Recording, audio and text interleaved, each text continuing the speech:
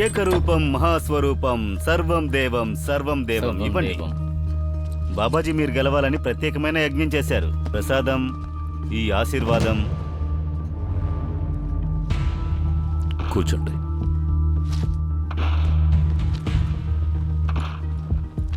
ఏమైంది? ఆరోగ్యం కుదుటపరుచుకోవడానికి వచ్చారా?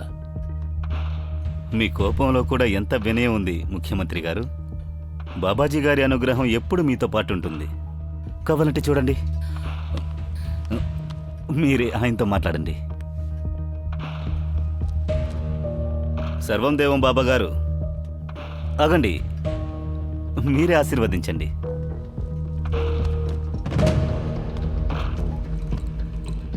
బాబాజీకి జై. చెప్పండి, మీ ఆశ్రమం 4 గోడల మధ్య ఇప్పుడు వాతావరణం ఎలా ఉంది? సర్వం జయ ముఖ్యమంత్రి గారు.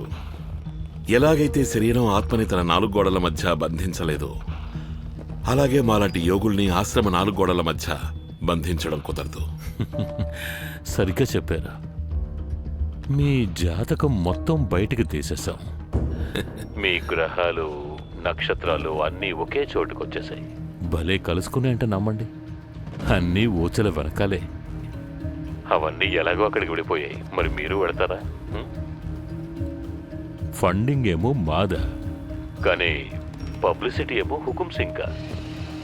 ఇక చాలా ఆపండి. ఆశ్రమాన్ని శాశ్వతంగా మూసేయండి.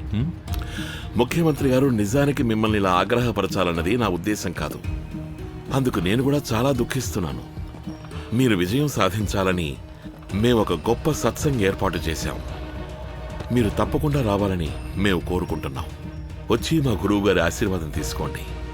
సర్వం దేవం సర్వం దేవం సర్వం దేవం సర్వం దేవం. ఇదిగోండి. బాబాగారి ఆరోగ్యం ఇప్పుడు కుదట పడిపోయింది.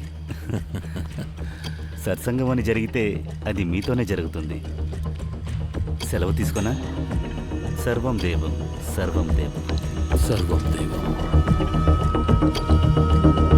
హక్కుని గెలుచుట హక్కురా, నలు దిక్కు నిషా.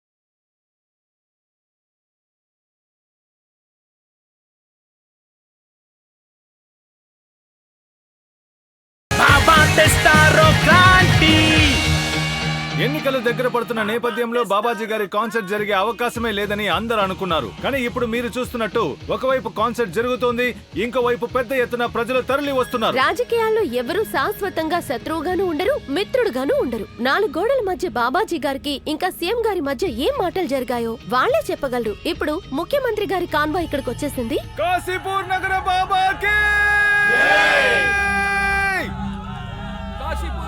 ఇంకా మన ప్రియ ముఖ్యమంత్రి గారికి, ముఖ్యమంత్రి గారికి కాశీపూర్ నగర్ బాబాకి సర్వం దేవం సర్వం దేవం బాబాకి మిమ్మల్ని ఎలా చూడాలని కోరుకున్నానో అలాగే చూస్తున్నాను. మీ ఆరోగ్యం కుదుటపడినందుకు ఆనందంగా ఉంది. కుదుట పడలేదు అంటే పాపం మీకు ఇబ్బంది అయి ఉండేది. కాశీపూర్ నగర్ బాబాకి, కాశీపూర్ నగర్ బాబాకి, ముఖ్యమంత్రి గారికి. బాబాజీ 2 ముక్కలైనా మీరు మాట్లాడాలి, ఎందుకంటే జనాలు పిచ్చి వాళ్ళు అయిపోతున్నారు. ఇక్కడికి వచ్చిన మీరందరూ భక్తిలో మునిగి తేలడం చూసి మనసు మంత్రముగ్ధమైపోయింది. అందరూ చల్లగా ఉండండి.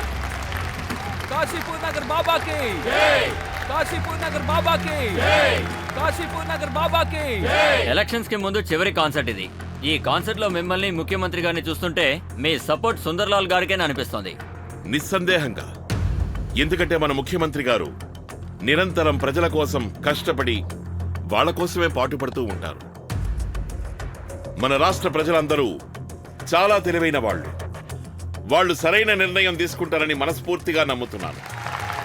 కాశీపూర్ నగర్ బాబాకి కాశీపూర్ నగర్ బాబాకి ముఖ్యమంత్రి గారికి కాశీపూర్ నగర్ బాబాకి బాబా నిరాలా ఆయన ఉద్దేశాన్ని ఈ రోజు తెలిపారు. ఆయన సపోర్ట్ ఇప్పటి ముఖ్యమంత్రి గారు సుందర్లాల్ గారు కని దండాపదంగా చెప్పారు. కాశీపూర్ నగర్ బాబాకి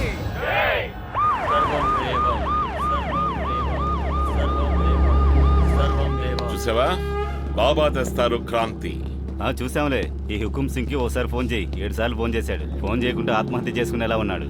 సరిచే మాట్లాడతా.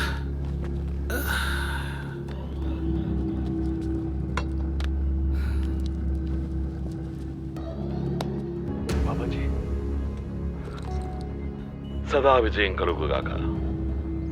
ఎందుకంత కంగారు పడుతున్నావు హుకుం? బాబాజీ, నాకు మీ పద్ధతి ఏమీ అర్థం కావట్లేదు. ఆ సుందర్లాల్ ఎంతటి వాడో ఎటువంటి వాడో మీకు బాగానే తెలుసు. మీకే తెలియకుండా మీ గొంతుని కోసేయగలడు వాడు. కోస్తే కోసుకోలేవు హుకుం. ఇప్పుడేం పోయిందని నువ్వెందుకు దిగులు పడుతున్నావు? కానీ బాబాజీ, మీరు ఎలా చెప్పారో నేను అలాగే చేశాను. ఇన్స్టాల్మెంట్స్ అన్నిటినీ వేసేసాను. కాన్సర్ట్స్ కి రావడం మానేశాను. కానీ మీ కాన్సర్ట్ లో కేవలం వాడికే ప్రచారం జరుగుతోంది.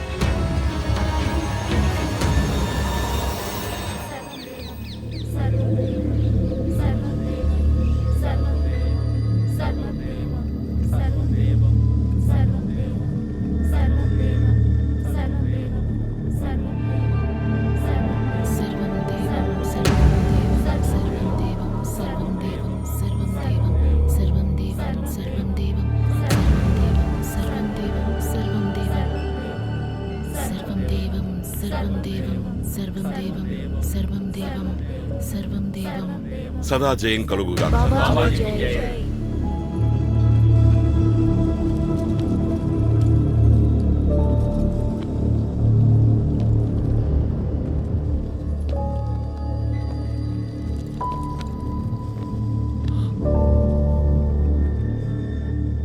యశస్వి భవ. బాబాజీ, మీకు జయం. నిన్ను చూస్తుంటే ఆనందంగా ఉంది. శోకం అనే తెరని చించేశావు. దానికి కారణం ఉంది. సమర్పణకి నిజమైన అర్థం ఇప్పుడు నాకు తెలిసింది బాబాజీ. ఏం పర్వాలేదు భైల్వా. ఏది సత్యమో ఏది మాయో తెలుసుకోవడానికి మనకి సమయం పడుతుంది. శరీరం కోరే క్షణికానందంలో పడిపోయి ఆత్మ కోరే పరమానందాన్ని మనం మర్చిపోతాం. బాబాజీ, మీకొక విషయం విన్నపించుకోవడానికి వచ్చాను. నేను ఈ ఆశ్రమానికి వచ్చినప్పటి నుంచి నా కోరికల్లో ఒకటే.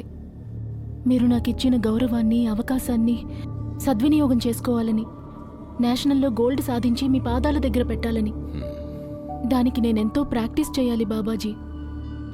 ప్లీజ్ బాబాజీకి సదా జయం. బాబా గారు, ఏంటిది? పమ్మి వాళ్ళ బాబు మెడికల్ బిల్ 30 లక్షల. ఒక్క ఇంజెక్షన్ 25,000 రూపాయలు బొప్పాబాయ్. అది కూడా బెల్జియం నుంచి తెప్పిస్తున్నారు. అయితే ఆపేయండి. దీని గురించి నేను డాక్టర్ గారితో మాట్లాడాను. హా, వాటిని ఆపేస్తే ముసలాడు కోమాలోనే ఉండిపోతాడట. సర్వం దేవం అమ్మగారు. సర్వం దైవం బాపా గారు. సర్వం దేవం కమాండర్ సత్తి, మీరు వెంటనే మేవాత్కు బయలుదేరాలి. కొందరు క్లయింట్స్ వస్తున్నారు. అర్జెంట్. కానీ మావయ్య గారి ఆరోగ్యం ఇంకా కుదుట పడలేదు. ఆలోపే ఎలా వెళ్ళిపోతారు? చూడండి, అంత పెద్ద యాక్సిడెంట్ అయినా కూడా బాబా గారి కృప వల్ల ఊపిరి పీల్చుకుంటున్నారు. ఆయన ఆరోగ్యం కుదిరిపడ్డానికి కావాల్సిన అన్ని ఏర్పాట్లు చేశాం. ఏంటి డాక్టర్ గారు? అవును. బాబాజీ ఎప్పుడు బాగుండాలి. మీరు బయలుదేరండి. గేట్ దగ్గర బండి రెడీగా ఉంది. సర్వం దైవం.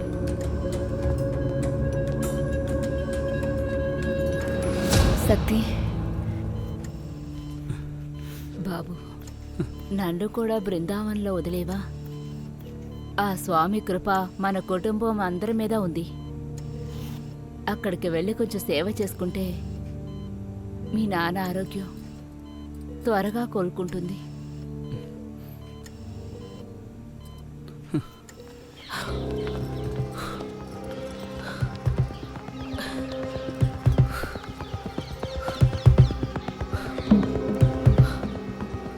దైవం సాధ్వి మాత.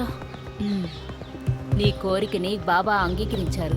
2 గంటలు ఉదయం 2 గంటలు సాయంత్రం ఎంత ప్రాక్టీస్ చేయాలో చేసుకో. బాబాజీకి సదా జయం. థ్యాంక్ యూ సాధ్వి మాత.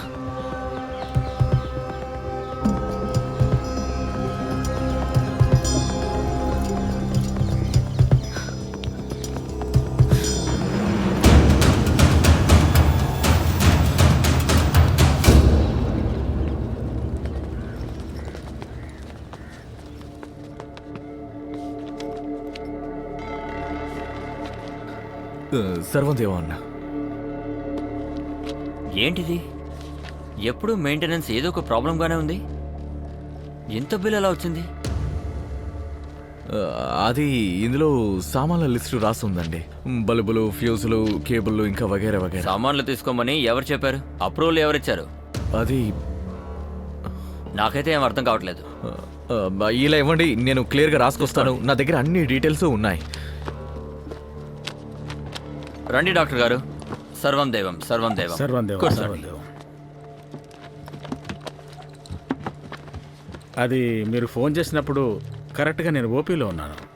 అందుకే ఇక్కడికి వచ్చి చాయ్ తాగుతూ మాట్లాడదామని వచ్చాను. అరే మంచి పని చేశారు. రే బాబు, 2 కప్పులు టీ తీసుకురా. అది నేను మీకు ఎందుకు కాల్ చేశానంటే, పమ్మి నాన్నగారి బిల్ లక్షల్లో వెళ్ళిపోయింది. దానికి కారణం ఏంటంటే ఆయనకిచ్చే ఒక్కొక్క పేపర్ ప్యాడ్ ఇంజెక్షన్ ఖరీదు 25,000 కంటే ఎక్కువ. అయితే దాన్ని ఆపేయండి. బోపాస్వామి గారితో కొంచెం మాట్లాడాలి. డాక్టర్ గారు, ఆయన చెప్పారు కాబట్టి మీతో మాట్లాడుతున్నాను. ఓహో, ప్రాణాలతోనే ఉంటారు కదా. ఊపిరిన్నంత వరకు ఉంటుంది, కానీ స్పృహ మాత్రం ఎప్పటికీ రాదు.